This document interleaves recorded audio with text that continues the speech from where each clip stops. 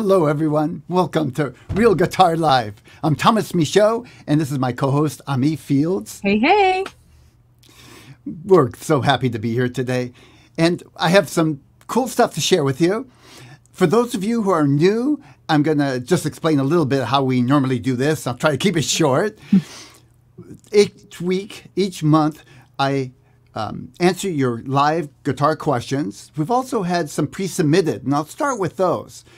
Please ask your questions in the chat. If you could start with the word question in the beginning, because sometimes it's a little hard to see when you get a lot of comments, and that way we'll make sure we won't miss your question.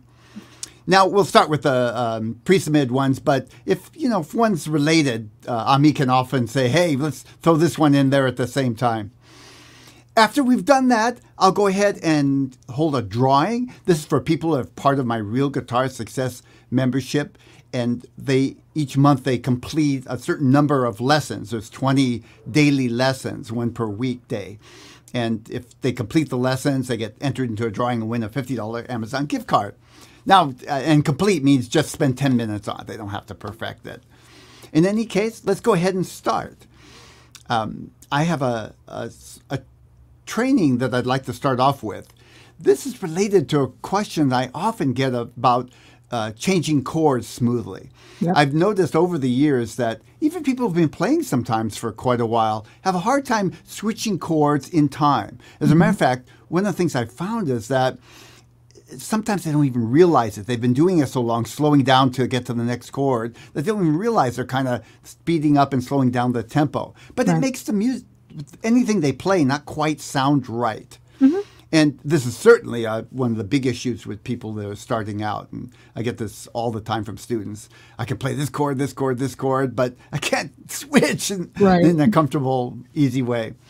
So I want to present a simple system. And it may seem simple, but please try not to underestimate or keep an open mind. This is a system I call the chord switching game. And basically, the idea is that we're going to start with a lot of time to change and then keep shrinking it down little by little. And it both kind of tricks your mind into little by little nudging it to look ahead to the next chord. See, one of the key elements is, and I'll give you kind of this reveal up front, is that someone who's switching chords easily and quickly can see the chord in their mind before they actually get there. Yep. They don't even realize it most of the time. I don't think about it. But I can see in my mind where I'm going just before I get there. And so my fingers know exactly where to go. Yep. It's something that you can develop, a skill you can develop just by playing lots of songs and exercises. But you can get there faster if you consciously practice the chord switching game. So let me show you how this goes. First of all, I'm going to bring a graphic on the screen. Let's see. This aspect of technology is a little new for me, but I think I got it. Yes, it worked. Oh, and you know what? I'm going to also show my guitar so you can see how this connects with the graphic. And please, if you have any questions along the way, put them in the chat, because I'd love to. I'm going to give a basic presentation. I'd love to answer your questions. To start with, you pick two chords. And I'm going to start with very simple chords. This works really well, and I promise you, if you think this is too simple, this works really well for more complex chords. And I am going to show you that at the end of the basic system that I've developed. By the way, I say I developed it. To be accurate, I've used a variety of this kind of thing for years. And this most recent version I actually got from thegoodguitarist.com. That's James over at thegoodguitarist.com. I really like the way he presented it, and it works. I found doing lots of complex exercises it seems like what happens is that a lot of students jump from one exercise to another without really making progress. So I kind of narrowed it down to just one or two good exercises and then have students stick with it till they get progress. And that seems to be working really well. So I've picked D and G, two nice, fairly beginner chords, open chords.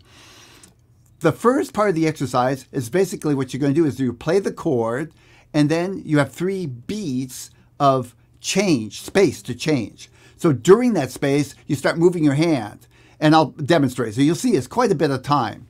So the first thing to do is kind of count out the beats so you get your beats. I like to use a metronome. I don't have to concentrate on keeping an even tempo, but you can do it just by tapping your foot. I'll use my metronome so you hear what it sounds like. Can you guys hear that click? Okay, good. Mommy says yes. Yep. So I'm going to start off by counting. Here we go. 1, 2. It's pretty slow, huh? 3, 4. Now I'll play the D chord on 1. And then I'll start changing. 2, 3, 4. By 4, I'm on the G. And I play 1, 2, 3, 4. 1, 2, 3, 4. And 1, 2, 3, 4. I've just played that entire exercise on the screen. Does that make sense? Can you see how the image is what I was just playing? The 3 rests of the space, that green part is the space that you have time to change. Do you spend the whole time? Oh, sorry, Thomas, just a clarifying question. Do you spend those whole 3 beats on beats 2, 3, and 4 switching, or are you only doing that on beat 4? No, the entire 3 beats. Got it. You have that amount of time to switch. And when you're just learning to switch from one chord to another, whether it's a complex chord or a simple chord, it takes a while to get there. That's the issue. Right. And right. if you had to change, after playing a chord one beat and the next one, you wouldn't get there on time. Yeah. But by giving you plenty of time, you can practice getting to the chord. And now you'll see the next graphic. What we're going to do is, now what we're going to do, you see, we're going to play the chord twice. The 2 slashes mean you play it twice on beats 1 and 2. And you only have 2 beats to change chords. Now we're shrinking the amount of time that you get. So you're going to play the D, and then space, space. And during that space, you're getting to the G chord. And then on 1, play 2 G chords. I'll do it with a metronome to give you a real example. So 1, 2, 3, 4. I got to get the beats. Here we go. 1, 2, 3. I'm changing. 4. Switching. 1, 2, 3, 4. 1, 2, 3, 4. And 1, 2, 3, 4. And of course, you'd normally repeat this, but I'll stop there. Does that help? Does it make more sense now? Yeah, definitely. So I want to take it up a notch. Obviously, when you're really playing, you can't take 2 full beats usually to switch chords. Right. We're going to take it up. Now we've got 3 beats of chord. In other words, 3 times you play the chord, 1 for each slash, and 1 beat to switch. So you're going to play the D, and then switch through that green part, 1 beat, G. So my fingers are moving throughout that 1 beat. And by the way, if you're doing this and any one of these are easy, just move on to the next one. And if you get to the end and it's easy, speed it up. Speed it up at least till, what would be a normal song. And when you get there, move on to something else. Now, I'm going to play this with the metronome just to make sure it makes sense in context of what we've done so far. So I'll count out 1, 2, 3, 4. 2, 3, 4. I'm changing. 1, 2, 3. Switching. Same as change. 1, 2, 3. Switching.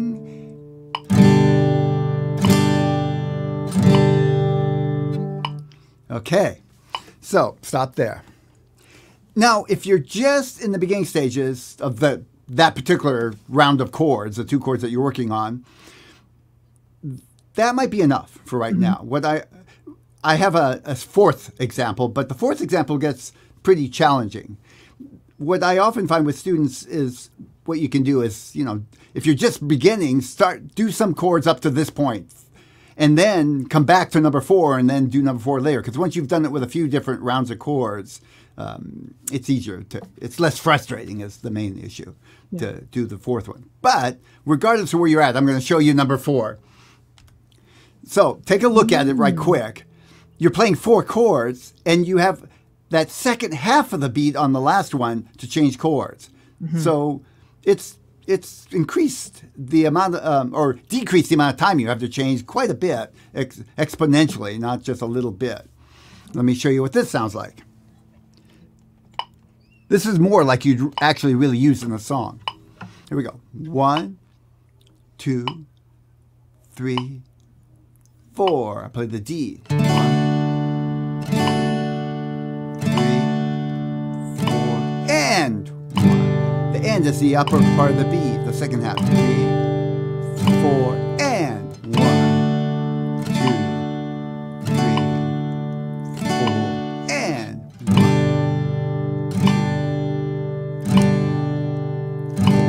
1, and so on. If that's easy, speed it up. 1, 2, 3, 4, and 1. So this is still not quite as fast as you would play with a song. I'm getting there. And so on. And keep speeding up until you get what would be, you know, a moderate tempo of a song. Yeah. So, as promised, I'm going to show you what I would do with a more complex chord. Let me take this. Well, I'm going to leave. Let me do this. Okay. This is the first example. New chords. Ignore the D and the G. I'm going to play a D7 sharp 9. And I'm going to go to a G major 7. That's a very tense chord, but it does really, in a jazzy way, goes back to the G chord nice. So let's say I'm just learning these chords. I'm going to spend some time, by the way, first fingering the chord. I want to make sure I can finger the chord.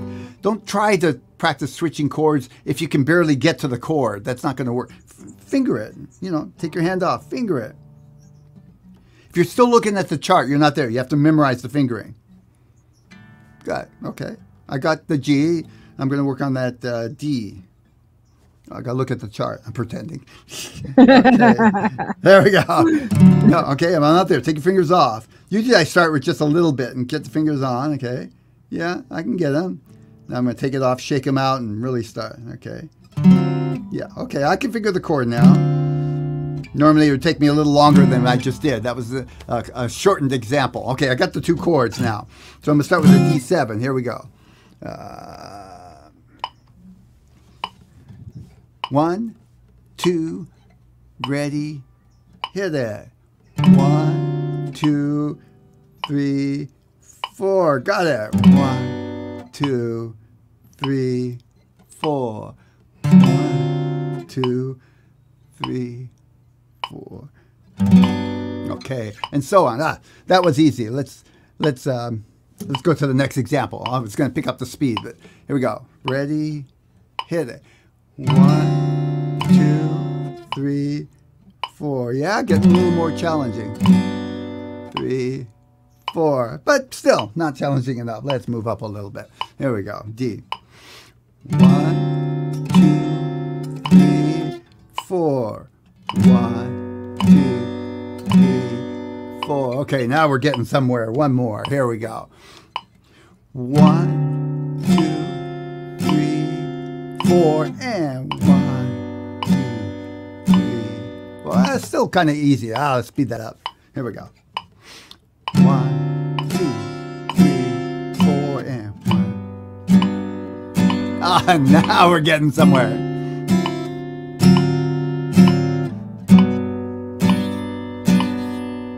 Okay. So, any questions about that? I don't see any so far, but for those of you that are live, go ahead and ask any questions regarding that. I did have one clarification, one tip. I love this exercise. I've never actually seen it done this way. I have a different one that's kind of a variation on this. But what I've experienced in teaching sometimes with a beginner is that when we get to that one where we've got the 8th note, right, and we're switching on the and of 4, sometimes they let that and become a 5th beat in the measure. So I think it's important to remember that is a half beat. So you're going 1, let me get my uke. So you're going 1, 2, 3, 4, switch 1, right? So that you can end right back on beat 1. From time to time, someone will add that and as an extra beat, and then they're basically just giving themselves an extra beat to get there. So metronomes can help with that. And there are some metronomes with the functionality to basically change the sound on beat 1 and choose the time signature that you're in. So for what most folks are generally going to be doing, you're going to be in 4/4.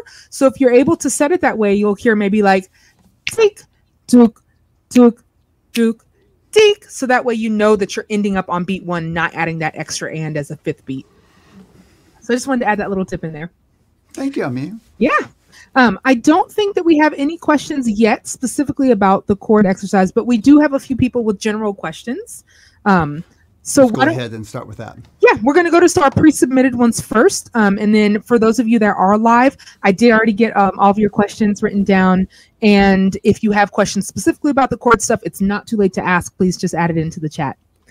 All right, we're going to start with Alex's question. This is pre-submitted. Alex says, I have a hard time making a bar chord with my 3rd finger. It just doesn't bend. Using my pinky works badly as well. I broke it some decades ago. It didn't bend well. Is it possible to make the 3rd finger more flexible by doing exercises? And this is actually a good piggyback because somebody live named Rogelio also said, how to get started on bar chords. Are there exercises we can use to make the hand stronger? So we got 2 in 1. Okay. This first question, what he's actually asking is, there's a type of bar chord where you bend the 3rd finger, and I call it the A form because it comes from an A chord, and as you move it up, you can't use those 3 fingers anymore, so you have to do something else. And this is probably, for most people, the hardest bar chord to make, at least in the early stages. There are some very advanced bar chords, but this is a common bar chord that is difficult. It is easier, by the way, on electric guitar because of the thin strings, but still a practical chord to use on acoustic guitar, and I use it a lot. The issue he's saying is that he has a hard time bending this 3rd finger, so collapsing the 1st knuckle and bringing the 2nd knuckle up. Mm-hmm. And I've seen a lot of people that have that. I had done a training where I mentioned that some people find it easier to use the pinky. Mm-hmm. I don't. That doesn't work for me. The 3rd finger is definitely the way to go for me. But I'm surprised. There are quite a few people that said the pinky works for them. So I can make it work, but it's not very... I guess I'd have to really strengthen my pinky or something. I'd have to practice it a lot. Yeah. Some people find this helpful. They'll use the 3rd finger, and this might work for you, Alex. They'll bend the 3rd finger. It doesn't bend so much so that these last few strings don't really sound. Then they'll add the pinky on the 2nd string. So what I'm doing is I'm playing the 2nd string 5th fret, and then I've got my 3rd finger covering the 4th and 3rd strings. Now, as far as exercises go, he's asking if you can actually improve your 3rd finger. Absolutely. Yeah. I damaged the finger, this one, by the way, and the therapist gave me they did operation, and basically the finger had a muscle in it, but it was weak. They took the muscle out of my calf. And they gave me exercises, and I had to work on them for months. But and I thought it would never work, because the first week I didn't see any progress whatsoever. Mostly stretching and then some strengthening. But now it works fine. Mm-hmm. It actually, I stopped doing the exercises, and it worked better when I was still doing them, but it works fine for all everyday purposes. You can, I think, the body in general, it's kind of amazing what you can do if you're persistent and you keep coming at it. Yeah. I've never actually done exercises with my 3rd finger, except just keep trying to play the bar chord. So I don't have any specific exercises to give you. But I would say, yes, I would work on it if this is really what you want to do. And just know that it's just a matter of time. You'll be able to use it and play it this way. Yeah. Do you have any... I don't know if you've ever seen any exercises specific to flattening out the 3rd finger and putting the knuckle up. Generally speaking, for ukulele, not so much, just because our fretboard is tremendously thinner than yours, right? So, yeah. I mean... That kind of bar chord doesn't really apply. Yeah, exactly. It doesn't. I mean, although there are definitely instances... bar But for us, it's more of like popping that first knuckle out, right? Like if I'm doing a B flat chord or something. I would say though that like because that's a hard one for me. And I was actually, as you were talking, sitting here thinking like, what would I do if I were in that position? And there are a couple of things I would do. I would probably start by doing something like this. Let me bring you guys a little closer so you can see. So I would probably start with like just doing a bar all across my whole fretboard and bringing it up and then releasing one string at a time. So move your finger down and just let that first string be open, and do the same thing with just 3 strings doing that. And now just do it with 2 strings, something like that. And that's just to get your ring finger a little bit more used to doing stuff in general. That would just be my first thought. But in terms of actually getting this action, I'm not exactly sure, besides a stretch like this, what could potentially help. Something. One thing that I do with students, and I never really thought of it being an exercise, but I do teach them a different chord in the beginning, this chord right here. It does mean on the first 3 strings you have to make that little partial bar. But that's easier than in the 4th, 5th, and 3rd, the 4th, 3rd, and 2nd strings. Mm-hmm. That might be a good preliminary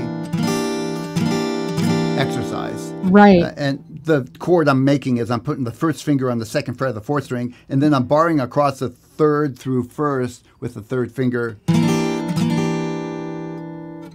And you know, I just thought of that I would practice too is actually literally just making that motion with your hand without the instrument. Like start here with your finger out and pull it back, push it out, pull it back, push it out, just to flex and literally stretch the muscles and tendons that do that kind of work. Because I've found that to be helpful for students that are struggling with chords, bar chords, any kind of chord really, is just actually literally practice getting your brain to say, hey, finger, do what I'm telling you to do, right? I need you to stretch those tendons and muscles. That's another idea. And I think just general like warm up exercise. Thomas, you've definitely taught some good ones in the past of like warming up your hands before you get going. That's a good idea. Stretch the fingers. I do this exercise every day, and you have access, Alex, you have access to my stretching exercise. I might even send you that link. I do this every day, and I notice that it is stretching all my fingers. Yep. Yeah, it's important. Sometimes I do it 2 and 3 times a day. It's part of getting older. Yeah, it's funny because where I am right now is actually a little bit cold, so I can actually feel when I'm doing that, and even just showing you guys this idea of like being able to pop that knuckle, I can feel the tension, the tightness in my hand. So it's important to be aware of that. By the way, Alex, there are some people that stick to making a bar chord like this. Basically, they make an A chord with their 2nd, 3rd, and pinky, and then they slide it. This is what I do on a classical guitar because the neck is much wider, and this thing doesn't really work that well. Right. Yeah. That's a possibility that you might want to explore. Yeah. Since we're on the topic of bar chords, maybe this is a good time to just address Rogelio's question, which is a live one. It says, how to get started on bar chords? Are there exercises that can make your hands stronger? Yes. And I think the main thing to consider is when you're doing bar chords, it really pays to kind of move into them step by step, as opposed to what I did and a lot of my peers did when we were learning bar chords is, oh, I need an F chord. Okay, I got to make this F chord and fit it right into the song because I need it now. And the F chord is actually one of the more difficult bar chords because it's down here close to the nut. Yeah.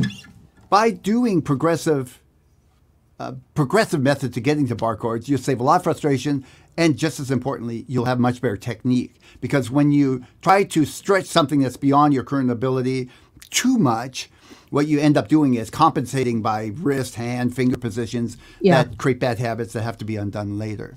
That said, what I like to do is to start people with bar chords that are not really bars, but they call them power chords, or I've been heard called power chords, just 2-note chords, and then 3 notes. And I'm building the chord until I get to this no bar. Then I'll have them do exercises separately, playing the bar, practicing just pumping and getting each of the notes, and then put the 2 together, the power chord and the bar together. Can we see your guitar, Thomas? Sorry, I just wanted to be able to see what you're doing. Thanks.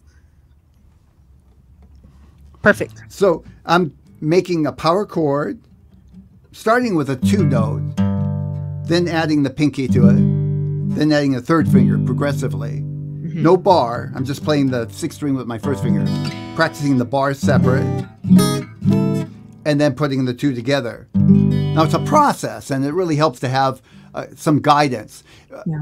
Rogelio, I don't know if you're a member or not, but if you are, just go to the Bar Chords for Everyone course in my Real Guitar Success membership, and I'll lead you through that process step by step by step with videos and play-along tracks.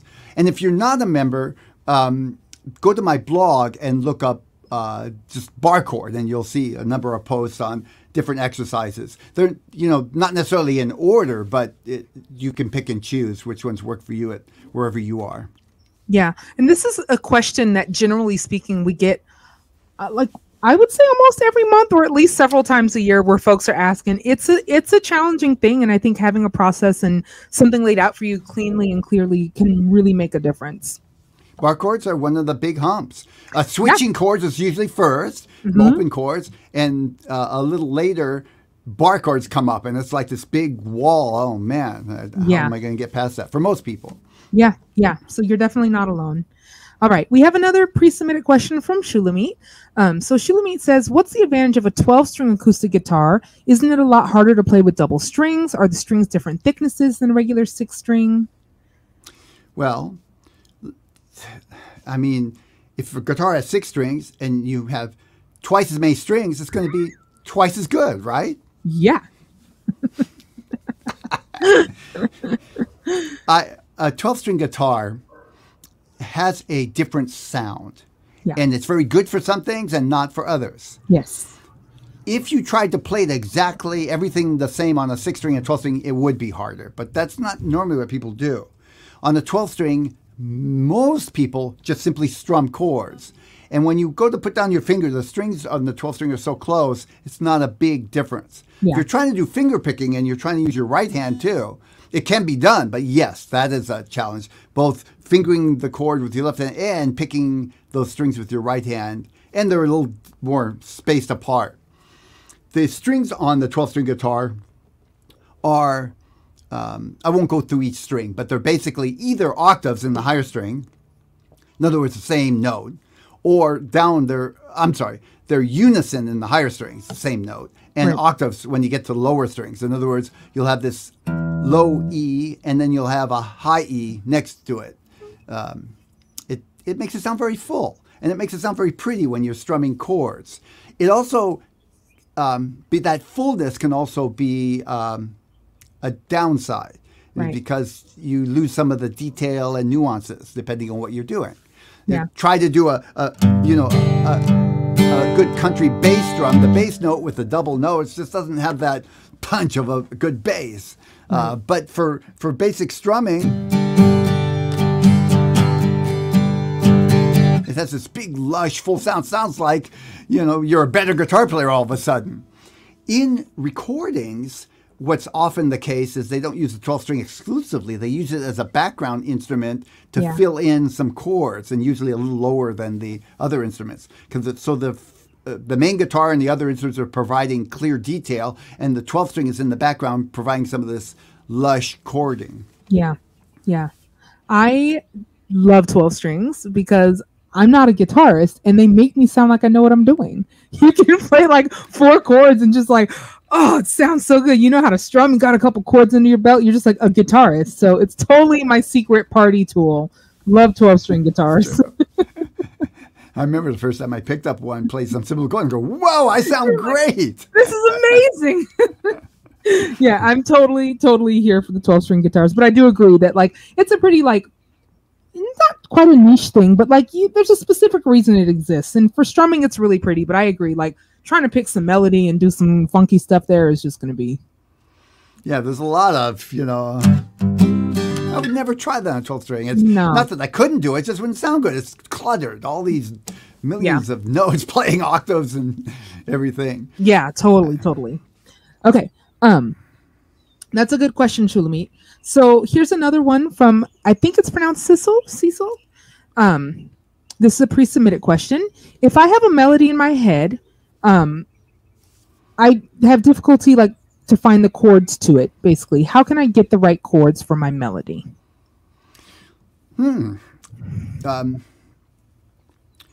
So to be clear, that's a skill.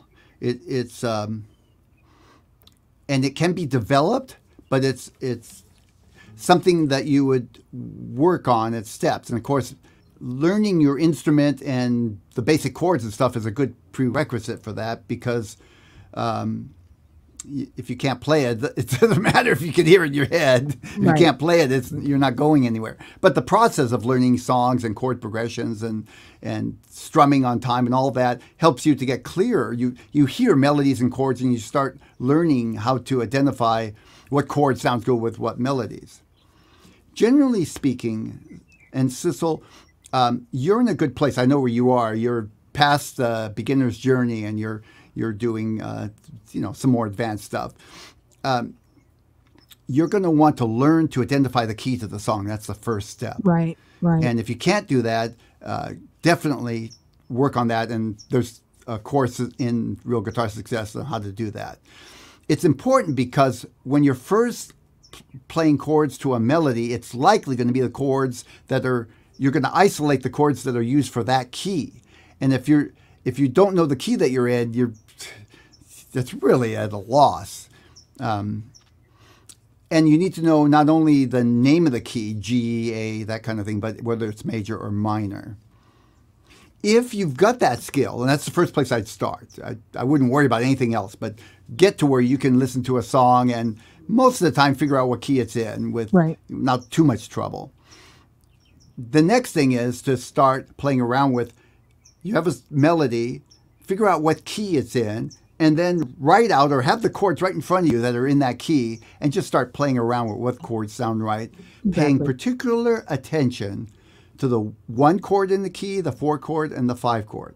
Because those are sort of like the structure of a lot of chord changes that move you around the song. In other words, the 1 chord is the home, the 4 chord leads to the 5 chord, and the 5 chord goes back to home, and that's the movement of the song. All the other chords create some interest and different color, but those are the sort of the skeleton of a lot of most pop type music, and I'm talking about many styles that are in a popular vein.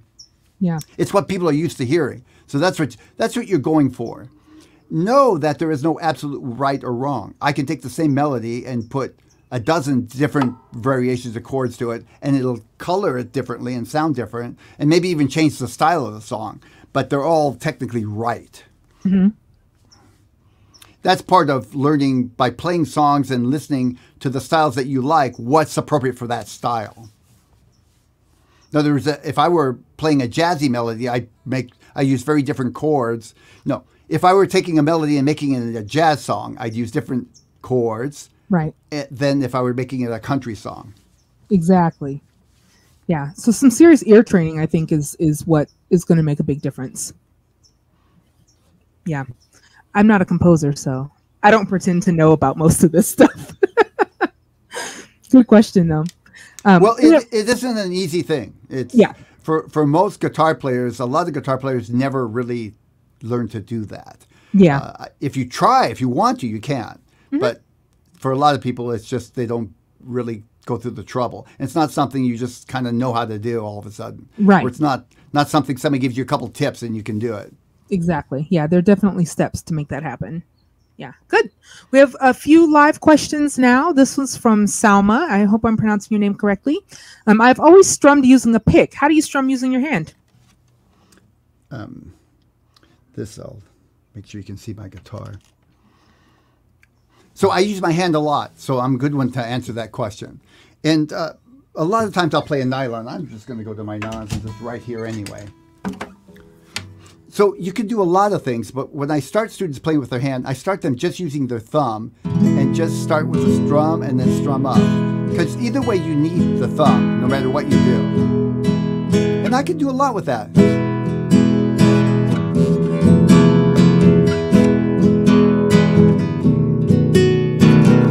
Just my thumb.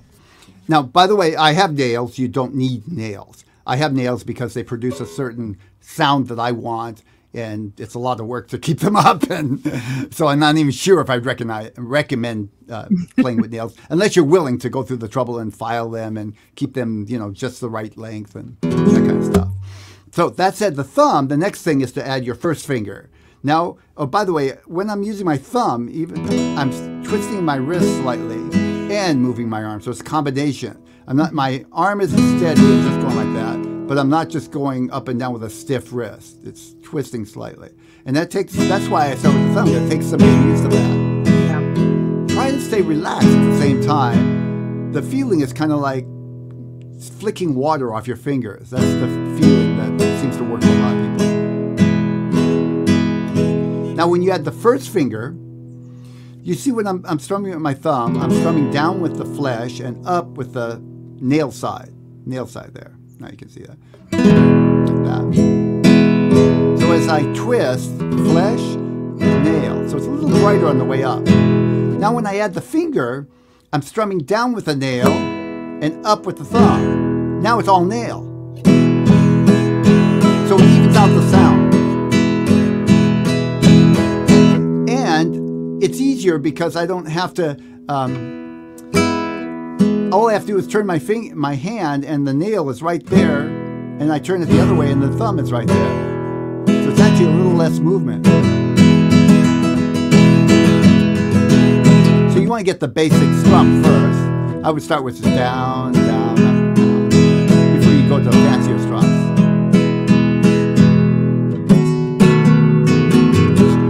Then try adding any of the strums that you can already do with a pick, but using your fingers instead. Right. So now instead of the pick, I've got my thumb and my first finger. Here's a common strum I do. It's down, down, up, skip, up, down, up. So I'm doing it with my fingers now. Normally I do it with a pick. Down, down, up, skip, up, down.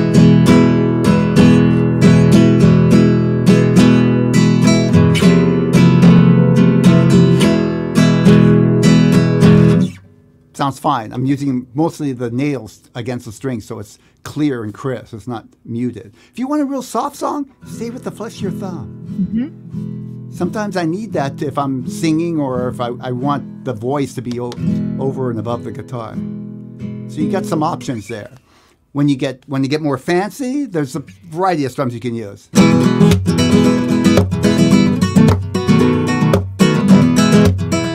But you don't start there. You got to get the basics of using your thumb and your finger before you start playing more complex things. Yeah, totally. And for any ukulele players out there, same thing. So we use that same kind of strumming technique, at least I do when I play my uk, and it's quite effective. Yeah, good. Okay, we have another live question from Morgan. Morgan says, hi, Thomas. How many hours should we practice a day to become guitar masters? Ooh. Maybe 20 hours a day? 23 and a half. 23 and a half. The thing is, your question presupposes a couple of things. What level you're already at, I don't know. What a guitar master is to you. Mm-hmm. And then, of course, the style and those kinds of things. A guitar master who's playing country songs, strumming and singing is a very different thing than a flamenco guitar master. Right. Who is competing with world-class flamenco guitar players like Paco de Lucia or something. But generally speaking, real top pros on their instrument practice a couple hours a day in average. Now, I know some musicians. I talked to John Patitucci. He's a very good bass player. He says he practices 5 hours a day. Wow. I know concert pianists who have practiced 8 hours a day. That's, they're competing with the top of the world concert pianists. And I don't think that's sustainable for all your life. But to get kind of up to a certain level, that might be. When you're competing on that level, you have to both practice a lot and you have to be on the side of the gifted. Right. Because the competition is really stiff. Yeah. But for most good guitar players, they can practice 2 hours a day. At least, people I've talked to, 2, 3, 4 hours a day in that area. Yeah. And I'm just curious, Thomas, when you're talking to people that are practicing that much, you know, let's say 2 hours, for example, they have some sort of structure in their practice schedule, right? I mean, they're not just picking up their guitar and playing around on it for 2 hours. Definitely not. Usually in the beginning stages, the structure involves, you know, working on specific progressive type exercises. Usually I organize the practice session into warm up, working on something specific, usually exercises and a song, and then ending the practice with something that's fun. But when you get to a pro level, when you get up to that level, you know what to practice. I mean, you warm up and then practice for an hour on something that you need to work on, and then you go away and come back, warm up again, and practice for another hour on something that you know you're working on. Yeah. Yeah. I just wanted to clarify that, just because I know some people who say, you know, I practiced for an hour, but you played your guitar for an hour. Maybe you didn't practice. No. When I say practice, I mean specifically working on improving certain skills progressively. That's very different than just playing your guitar for 5 hours. Exactly. Yeah. Which, I mean, you know, that's a thing too. If you want to play your guitar for 5 hours for fun, have at it. It's not wrong. It's just not what I'm talking about. Yeah, exactly. Yeah, good. I did want to just quickly address another live question that came in just regarding the strumming. Felicia says, is strumming with a pick a combination of slightly twisting the wrist and moving the arm when you strum? With a pick, not the hand. Exactly. Cool. Let me go to my guitar again. I'm going down, but as I go down, my pick is slightly angled up. Then on the way up, I'm twisting my wrist and the pick is slightly angled down. So this is not conscious. When I'm doing it, it just goes.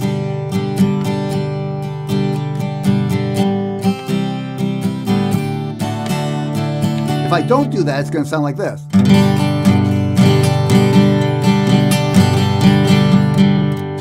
Hear the difference? Yeah. So you see my arm's moving, but so is my wrist. So the two combined are what's making the motion. Like anything else, it takes practice. It has to be relaxed. If you're consciously doing this, it's going to sound rough until you get to where you can just relax and do it. I often have students say, just flick out some water on your fingers. See what that feels like. That's what you're after. It gives them a kind of a something to aim for. Yeah, it's good, and that's a good follow-up question, Felicia. All right. Another live question that we had is coming from Freddie. Freddie says, still in the beginner stage, goal is to one day play acoustic jazz like Pat Metheny, M-A-T-H-E-Y, Metheny. Any easy jazz chords or simple progressions I can mess around with for fun?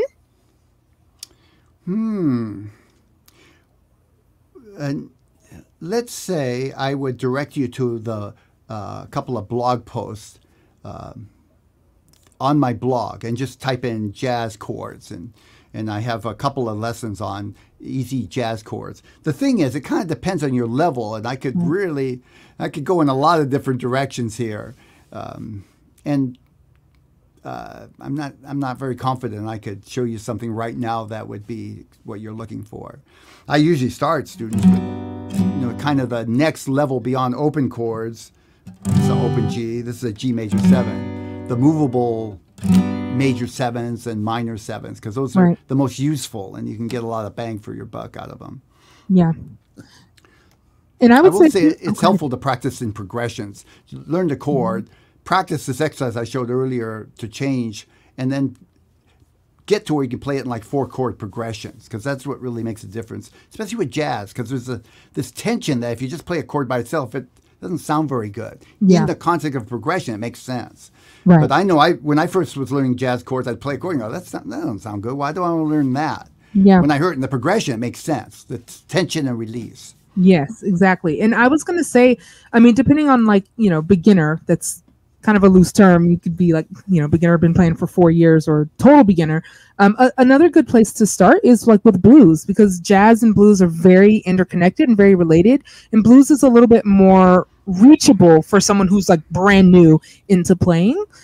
So like learning some simple blues progressions is also a good place to start to train your ear and your brain to understand what a 7 chord is, what these kinds of numbers behind chords mean, and how they sound. It's another good place to start, I'd say. Yeah, I would say, see, if you're a brand new beginner, I wouldn't start there. I would start with your basic open chords because all these jazz chords are both built off the open chords. They make sense in context of the open chords. And you're kind of stepping up in skill level. To jump into jazz chords, I think it's not an easy way to go. Everybody's different, but I think it could be the kind of leap that'll create some habits you'll have to undo later. Yeah, yeah.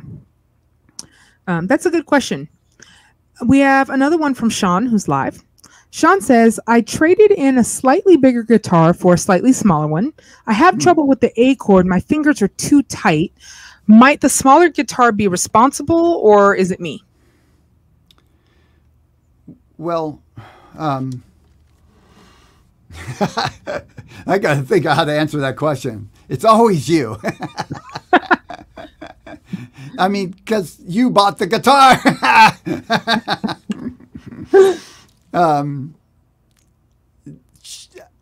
I mean, I don't know how. Are you talking this guitar to this guitar? I mean, okay.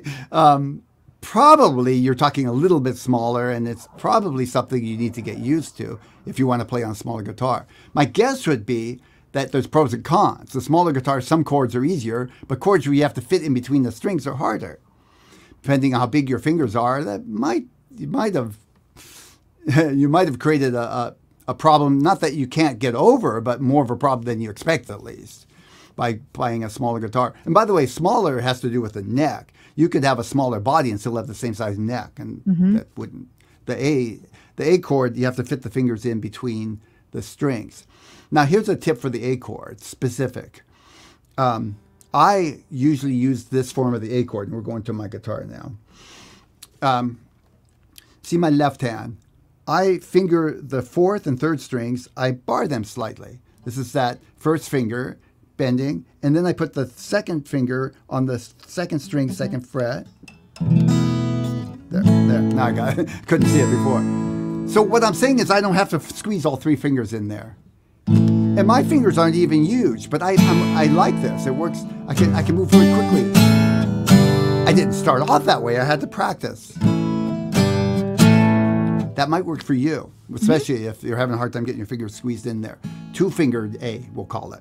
It's a partial bar and then the second finger. And again, I use that. My fingers aren't even that big, really thick. So it's not like you have, that's only for people with thick fingers. It works great for people with thick fingers. So that might be a solution for you. Yeah. I wouldn't jump to say you got the wrong guitar and that's the cause of all your problems.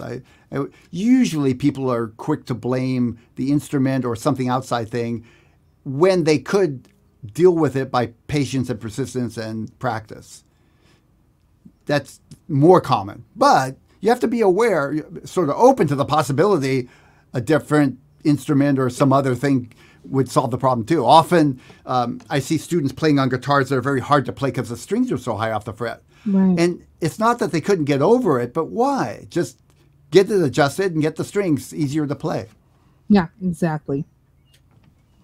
It's a good question, Sean. It is excellent. Yeah. We have another question from George. This is a live question. Do you think a guitar with a... Okay, yeah, so this is a gear question. Do you think a guitar with a 43 millimeter nut is a better strummer as one with a 44 or more millimeter? I have a Taylor GC7 with 44 millimeter and it's a terrible strummer, or is it just my ear? I have no idea. Okay, yeah, I'm not it's just sure. I don't worry about those things. Yeah. I treat the guitars, I've read articles and stuff, about this size neck is better and this is this, and all the people disagree and agree, and I'm too busy practicing my guitar to spend a lot of time there. Yeah, yeah. So Rogelio, who asked the question earlier, had another follow-up question. What's a good warm-up exercise when you're starting to play and practice? How long should you warm up for? I usually warm up for, if it's a 30-minute practice session, for about 5 minutes. If I'm only practicing for 10 minutes, I'm just going to kind of play something for a minute and then get right on with it. There's not much time to warm up. Yeah. If I'm practicing for an hour, I'll usually warm up more for like 10 minutes, sometimes up to 15 if I'm really into it. I think I don't practice for more than an hour at a time. After that point, I'll take a break and come back at it. Actually, I usually don't practice more than 45, 50 minutes, and then I'll take a 10-minute break and then come back to it. I would say it depends, too, on how you feel. So in the area of 5 to 10 minutes is a good ballpark. You know what I'm saying? If you feel warmed up and you're ready to get on to something, and the something is not that complicated anyway. If it is strenuous, I might want to warm up a little farther and make sure that I'm not going to strain myself too much. Yeah. And in terms of exercises for warm-ups, I think or at least what I recommend for my students, it's I have an exercise we do called Caterpillar, which is really just about kind of stretching the fingers and playing some notes on your fretboard. I think, Thomas, you call it the spider or something similar. Yeah, something like that is like a good warm-up. Even actually, if you're working on chords a lot, the exercise that Thomas taught today could also be a good warm-up with some chords that you're familiar with, potentially, just to get your hand and brain kind of going. Those are my tips. Yeah, good. Okay, we have a question live from Diamond. Diamond says, will a capo benefit a beginner? Yeah, that's a good question. Yeah. And I didn't use a capo for a long time because I thought, you know, that's an added complication I don't need. But I would say, yeah, a capo is good for a beginner. And you can use a capo in a progressive way. You don't have to get too complicated with it at first. But it's not a bad idea to have it and play around with it. You can use it very simple way. Just find a song that you like and then put the capo on the second fret and play it there and see what that sounds like. Move everything up. Kind of get used to it. Mm-hmm. But over time, you're laying the foundation for using a capo to change songs to a key that is better for either your singing or whatever, if somebody else is singing. I remember when I would play Christmas songs, I'd have to find the right key that would be a good balance for the whole group. Yeah. And when I'm playing songs, I don't have a big range vocally, so I really have to watch out for what key the song is in. Mm-hmm. Yeah, no, that's a good question. I think there's definitely no problem in having one and just exploring it at first. I will say this. A lot of beginners get the cheapest capo they can find, and I wouldn't do that. I would get a decent capo. You don't have to get the most expensive, but don't go for the cheapest because they cause trouble and they can give you a bad idea of what a capo does. What happens, the cheap one, they tend to pull the strings out of tune. And you don't need that. You can get a decent capo for $10, $15 these days. Totally. You can get a cheap one for $2 or $3, $4, but I wouldn't do it. Yeah. And the one that we had talked about, I remember maybe it was last month or the month before, is Ernie Ball has one called the Axis Capo that I just love, love, love, because you can use it pretty much on any guitar. It's super strong. And I want to say it's under $20. It's probably somewhere between $15 and $20, and they just last a long time and they're really good quality. So I usually pay about $20 for a capo, but yeah, I know there are decent ones in the 12, 15 area-ish, like that Axis one. Yeah, exactly. Yeah, it's a good question, Diamond. Okay, and we have one other question from a live person who's joined us. Let me just get it here. Okay, so it's a two-part question, and I'm going to ask for some clarifications on this one. So first question is, what is the easiest way to memorize scale patterns and recollect while playing them? So that's a good one. The second question is, what is the best way to recognize notes? And so I think I need a little bit more clarification. Do you mean when you're reading music, or are you talking about like when you hear them or are playing them? So if you're still here, 90s Tamil kid learns guitar, this is by hearing, you did clarify. So let's start with the first one. Easiest way to memorize scale patterns. Well, I teach students scale patterns starting from simpler scales that are going to be used more and then build step by step.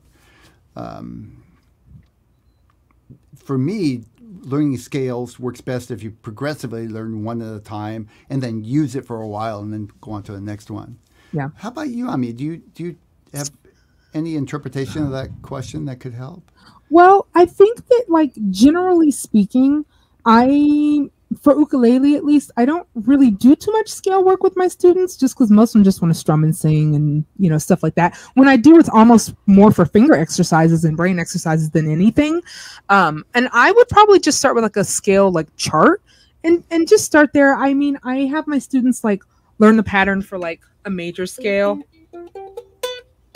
Ooh, my ook is a little out of tune, but you know, for on ukulele at least, I kind of think in terms of like opens and the number of frets or the fingers. So for example, for a major scale, like open 2, open 1, 3, open 2, 3 is how I remember to do a major scale on my ook. And then if I need to take it up a key, I'm looking at the spaces. So it'll be like 1 skip. I know it's here and then skip 1 and then next string 1, skip 2, 3. No, there. Yeah. Okay. So basically I essentially would just find like the numbers. In terms of like being able to recollect them, I think maybe there needs to be a larger discussion around specifically why you're learning scales, like if you're learning them to be able to improvise. Or I was going to say, I'm not sure it's the right question. Yeah. Just learning to play, I wouldn't worry too much about scales unless, you're going to be improvising, and that's usually not where people start. Same with individual notes. It's common to learn chords first and chord progressions, and then start with simple scales that, just the basic C scale to start with, and not worry about trying to remember a bunch of scales. Yeah, exactly. And again, I think that getting like a scale chart is a great way to just dive into it if you do want to explore being able to do more scales for finger exercises or whatever. Again, I really only use it for finger exercises. If I had someone that wanted to improvise, maybe we would do that, but that's not something I really even get into on ukulele. The second question was about the best way to recognize notes, specifically when you hear them. So it's all about what's called ear training. You got to train your brain. That's kind of like my general answer. I mean, there are tips around that, but it's a kind of broad question. Do you have any tips on that, Thomas? No, as you say, I don't really know what the question is actually asking. Yeah. But I hear that Michael is talking about, what he's referring to is to use English letters for the names of the notes. In classical music, we use A, B, C, D, F, G. Often in India, they use sa, re, ga, ma. I'm just slightly familiar with it from taking some chanting classes in Indian classical ragas. Oh, cool. That's really interesting. Okay. Let's go on to the next question. Yeah, I think I got a thumbs up from... Very cool. So that's actually the end of the questions for now. This is last call. If anyone has questions, this would be a good time to input them. Are we doing a raffle today, Thomas? Yes. All right. It's time for the raffle. Yeah.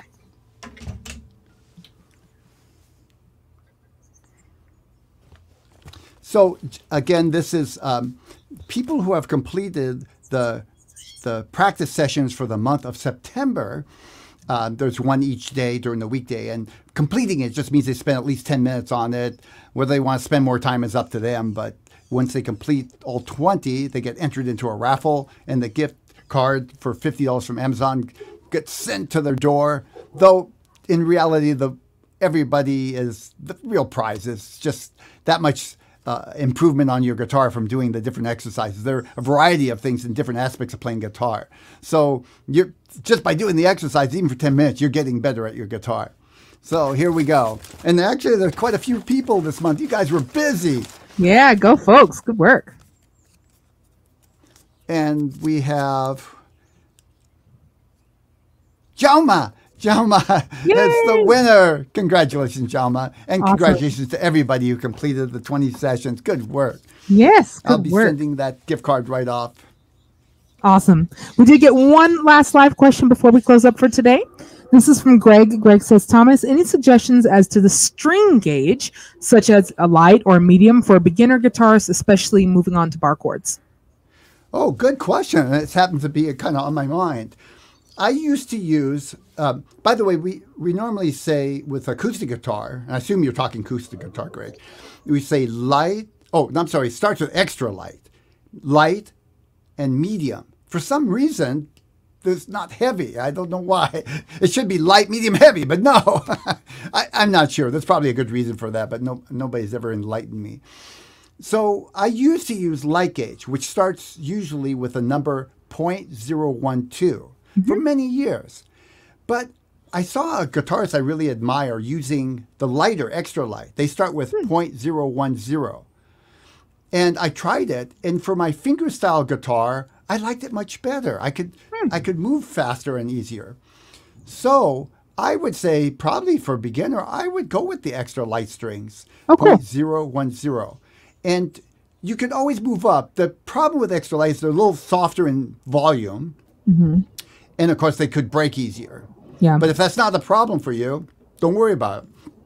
The one thing I had learned is I had to adjust my attack. In other words, when I would pick more aggressively, they would buzz faster. So I learned to lighten up. Yeah. And same with strumming, lighten up. Brush on the strings, don't dig into them. Yeah. It works. Definitely. That's great. It'll make it a lot easier for bar chords, I'll tell you that. Yeah. What about just since you're on a custom gauge? I mean, a lot of people like 0.01s, or we call those 10s, 11s, 12s. Some people like 11s or the 0.011s. That's like an 11 to a 52. We call that a custom gauge. Custom gauge, yeah. Do you have any thoughts on those? Are those good for beginners too? Yeah, I mean, it's just a little heavier. Just a little heavier, exactly. Somewhere between the two. 10s are too lights, go up to 11s before you go to 12s. Yeah, exactly. Good. All right. Well, I think those are all the questions. And Greg says, thanks. Time to change my strings. Go for it, Greg. I think that's it for this month. Thank you all for joining us. It's been a pleasure. If you do have any more questions, if you're watching this recorded and you have more questions, go ahead and put them in the comment field below the YouTube video. I will check and answer your questions later. This pre-recording, I'll send out an email to everyone on my email list, and you'll get a chance to watch the replay, and I'll put some timestamps and stuff too. Thanks for joining us. We'll be back again next month, the first Thursday of the month at 12 noon. Hope you can join us then. Yeah. Bye for now.